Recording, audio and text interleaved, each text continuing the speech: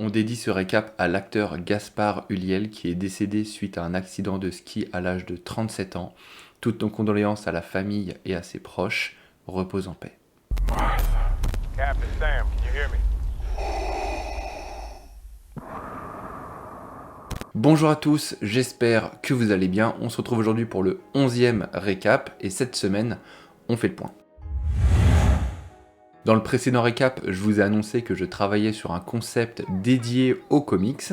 Et bien aujourd'hui, j'ai décidé de vous en parler afin de recueillir déjà vos avis dans un premier temps et aussi de poser les bases pour les projets qui arrivent. Mais alors, qu'est-ce que je trafique ? Eh bien, j'ai décidé de séparer le récap en deux, donc avoir deux récaps. D'un côté, le récap que vous connaissez, que je suis en train de faire justement, celui qui parle de l'actu ciné, séries et jeux vidéo, et de séparer de l'autre côté un récap exclusivement dédié à l'actu comics, pour parler à la fois de VF mais aussi de VO. Je pourrais aussi vous parler de mes lectures actuelles. Donc voilà, l'idée est de séparer les deux récaps, donc de séparer l'actu ciné, série, jeux vidéo de l'actu comics. Mais alors pourquoi cette décision de faire deux récaps ? Eh bien ça s'explique par plusieurs facteurs. Le premier étant la durée du récap. C'est vrai que depuis que j'ai commencé à faire le récap, voilà, les news comics sont très limitées. J'en fais pas énormément parce que ça allongerait le récap de 10, 15, 20 minutes même peut-être.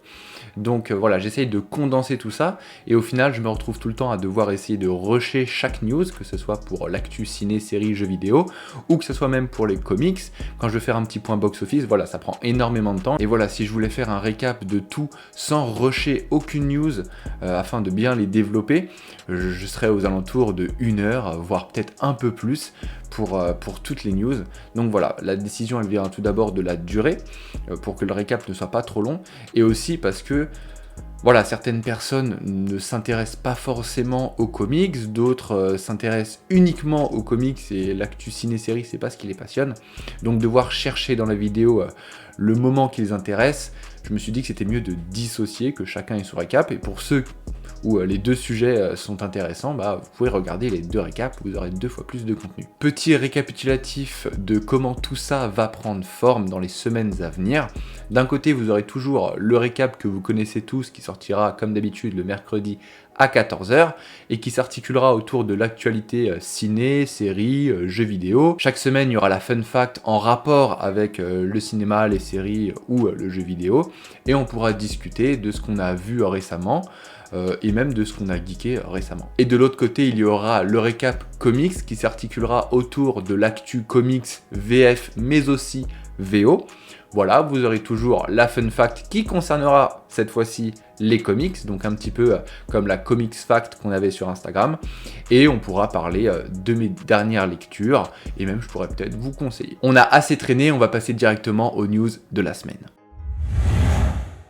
Le plein de news cette semaine chez Marvel, et on commence avec une première rumeur qui nous vient de Murphy's Multiverse, et on apprend que le tournage de Kraven le Chasseur pourrait commencer en février au Royaume-Uni. Pas plus d'informations à ce sujet, mais pour rappel, c'est Aaron Taylor Johnson qui incarnera le rôle principal, et ça sera Jeffrey Chandor à la réalisation, et la sortie du film est prévue pour le 18 janvier 2023. La semaine dernière, on était super content de vous annoncer que Letitia Wright était de retour sur le tournage de Black Panther Wakanda Forever, mais cette semaine, une news de The Hollywood Reporter a tout écroulé. On apprend donc que Lupita Nyong'o et d'autres membres de l'équipe de tournage du film sont positifs au Covid-19 et donc que le tournage a été mis en pause. C'est vraiment pas de chance pour le tournage du deuxième opus de Black Panther, mais voilà, de notre côté, nous on espère que tout le monde va bien, que personne n'aura de forme grave et qu'ils pourront tous repartir très vite en tournage. Et continuons de traiter les news de la semaine dernière,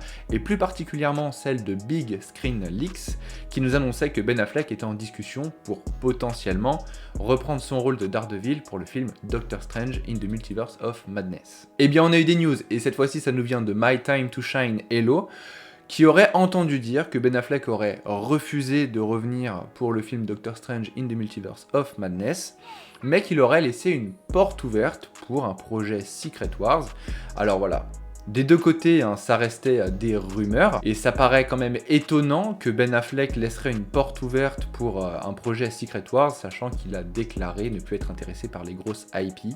Donc à voir, on vous tiendra informé si on a plus de nouvelles à ce sujet. La prochaine news, elle nous vient aussi de My Time to Shine Hello, et on apprend que Josh Brolin pourrait reprendre prochainement son rôle de Thanos, attention, et son rôle de Cable. C'est vrai que le travail de Josh Brolin sur le personnage de Thanos a largement été salué.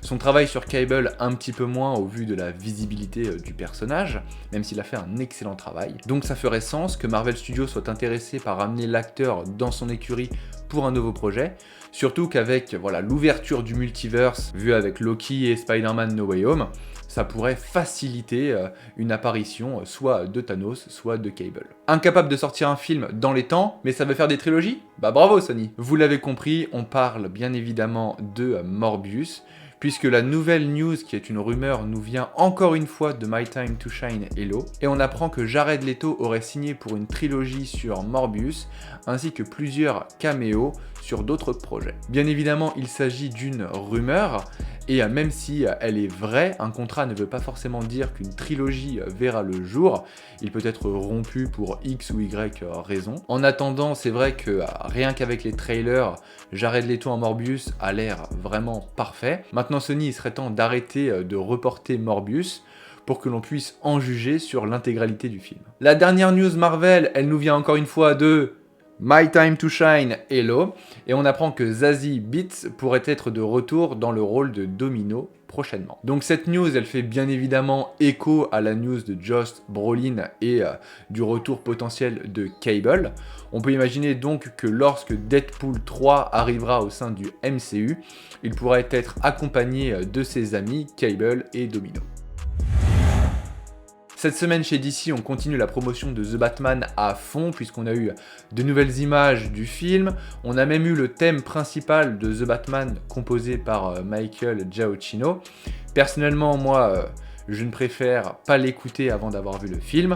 Julien, lui, a carrément craqué, donc si vous voulez savoir ce qu'il en a pensé, n'hésitez pas à lui demander. Et en plus de ça, on a The Hollywood Reporter qui vient enfin de clore le débat sur la durée du film, et on apprend que The Batman durera 2h55 minutes. Cette durée prend en compte le générique, et on peut supposer qu'il fera une dizaine de minutes comme pour le même style de film, et donc ça nous fera un film de 2h45 de pur bonheur. Ensuite, on va revenir sur les news de la semaine dernière, où justement je vous montrais le premier aperçu du costume de Batgirl. Je vous ai parlé un petit peu de la polémique, du fait que le costume faisait un petit peu CW, très cheap, et cette semaine on a eu le droit à de nouvelles photos prises par John Devlin, qui est le staff photographeur. On y voit du coup le costume sous différents angles, un peu plus proches, et je trouve que personnellement ça passe beaucoup mieux. Et en plus de ça, voilà, on continue à voir cette grande inspiration pour le comics de 2014 de Cameron Stewart, Brendan Fletcher et Babstar. Et moi j'avais adoré le redesign un peu du costume de Batgirl. Après, j'espère vraiment que ce costume ne sera là que pour le principe du Year One, voilà, les débuts de Batgirl, et que petit à petit, progressivement, elle ira dans la direction d'un nouveau costume, comme celui par exemple de la saga Arkham, qui est beaucoup plus blindé, qui fait vraiment plus armure, un petit peu comme celui de The Batman. Et justement, on parle de Batgirl, et bien le casting vient de s'agrandir, et c'est Variety qui nous l'apprend. Ivory Aquino jouera le rôle de Alicia Yeo dans le film Batgirl. Et alors, c'est qui cette Alicia Yeo ? Eh bien, il s'agit de la meilleure amie de Barbara Gordon, donc alias Batgirl. Dans les comics, on met l'accent sur le personnage d'Alicia comme une militante. En plus de ça, il s'agit d'un personnage transgenre, donc j'espère que pour le film Batgirl, ça sera bien amené, bien développé et bien mis en scène, et qu'on n'aura pas juste un vulgaire cheveux sur la soupe en mode « Bonjour, je m'appelle Alicia et je suis transgenre ». En plus de ça, Alicia, c'est un personnage super intéressant dans la construction de son amitié avec Barbara, puisque elles sont colocataires, du coup elle essaye de lui cacher son identité secrète.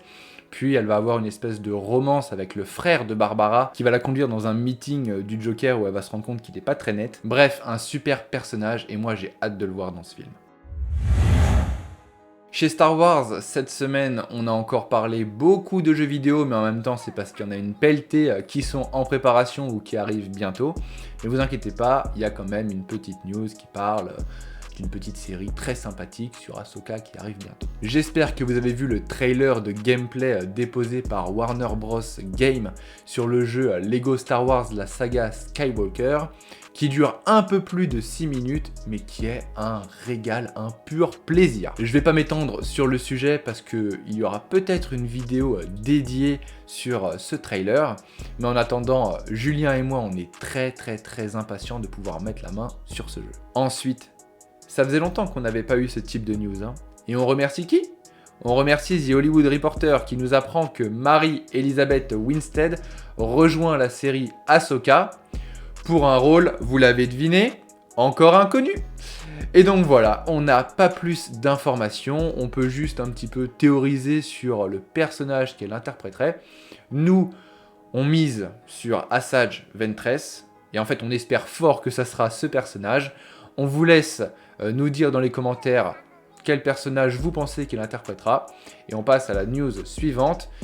Et on est encore sur du jeu vidéo. En début de semaine, on a Tom Anderson qui nous laissait miroiter que Star Wars Jedi Fallen Order pourrait être annoncé pour le May the Force Be With You, donc le 4 mai, pour une sortie au 4e trimestre 2022. Eh bien, il a été pris de court par la branche Star Wars de chez EA, donc là on part sur de l'officiel, qui nous apprend qu'il y a actuellement 3 jeux Star Wars développés par Respawn Entertainment.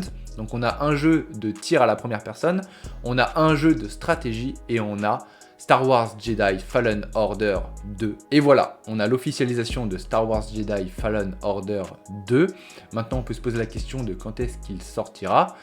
On peut se baser un petit peu sur ce que nous révélait Tom Anderson, qui reste encore une rumeur, sur une sortie au 4e trimestre 2022. En attendant, nous on espère que le deuxième opus sera aussi qualitatif que le premier, et Star Wars a vraiment un futur radieux pour tous ces jeux vidéo.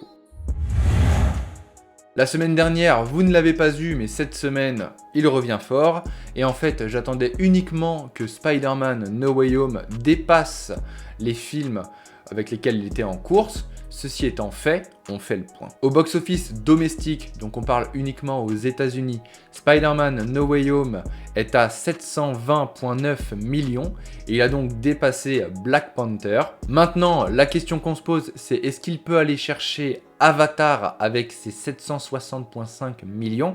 Donc il y a à peu près 40 millions à prendre sur le territoire américain. Ça reste quand même pas mal, mais à mon avis, il peut le faire. Il deviendrait ainsi le 3e film ayant le plus gros box-office sur le territoire américain, juste derrière Avengers Endgame et Star Wars 7. Bien évidemment, eux, ils sont juste inatteignables. Avengers Endgame avec 858,4 millions et attention, Star Wars 7 avec 936,7 millions. C'est juste une dinguerie. Au niveau international, Spider-Man No Way Home, il continue sa petite course puisqu'il est actuellement à 1,690 milliard. Ça va être très compliqué pour lui d'aller chercher le film qui est juste devant puisqu'il s'agit d'Avengers Infinity War avec 2,48 milliard. Il aura quand même fait une très belle course avec la pandémie mondiale, puisque sans pandémie, attention, il aurait pu éclater n'importe quel film, mais ça c'est mon avis personnel. Le top 5 actuel ne devrait donc pas bouger avec Avatar, Avengers Endgame, Titanic, Star Wars 7 et Avengers Infinity War, et donc on a notre Spider-Man No Way Home en 6e position, ce qui est quand même très bien. Puisque dans le récap comics, je vous parlerai de mes lectures du moment, eh bien je me suis dit que dans ce récap, on pourrait parler de mes films, de mes séries et même des jeux vidéo du moment. Donc voilà, on commence cette semaine. N'hésitez pas, vous, à nous dire les films, les séries, les jeux vidéo sur lesquels vous êtes en ce moment dans les commentaires. On vous répondra avec grand plaisir. Du coup, moi, cette semaine, du côté films et séries, j'ai pas énormément regardé de choses. Je continue la saison 3 de Daredevil. Je suis à peu près au milieu et c'est toujours un super plaisir. Je sais que Julien, lui, de son côté, il regarde Superman et Lois qui est disponible maintenant en plus en France sur la plateforme Salto. Donc N'hésitez pas à foncer, on est déjà à la saison 2 et j'ai pas encore vu, mais d'après les retours qu'il y a, ça a l'air vraiment super cool.